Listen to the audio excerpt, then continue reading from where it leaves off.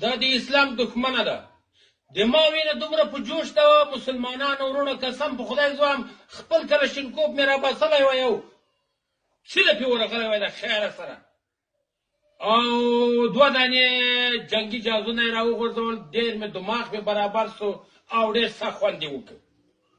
هر څوک چې د انډیا په خلاف باندې جنګ کوي، زنده‌باد ګوډ پوه شوې، او ټول مسلمانان ټول افغانان انشاءالله تعالی له تاسو سره دي.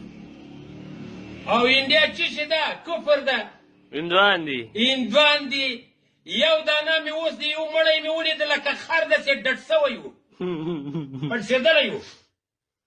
او زنده‌باد اسلام. او مقصد خبره ده شاید چې ځوان دا خپله ماشینه مې راباسلی وای او پیروان سوی وای، او داسې بس تللی وای، سیده تللی وای. سیالکوټ د شکرګنډ ناروال دا ځایونه ما لیدلي دي، او انشاءالله تعالی ورسره جنګېږو به، روانېږو به، او له خیره سره موږ ټول تیار یو. قسم په ذوالجلال د دومره هلکان افغانان تیار دي جنګ ته.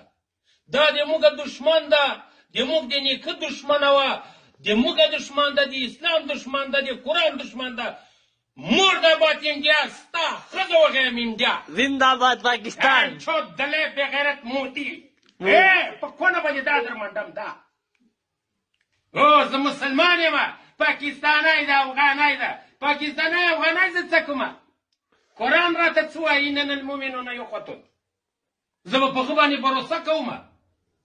ټول کفر د موږ دښمن ده، ولیکن نبی علیه السلام ویلي دي چې هندو سره جهاد بهترین جهاد له هندو سره ده.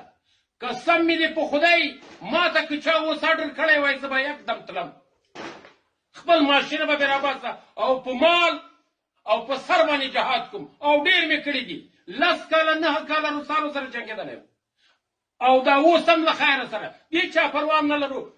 ځئ انډیا چې شي ده د ښځه په دا ببره کونه غی. السلام علیکم. الله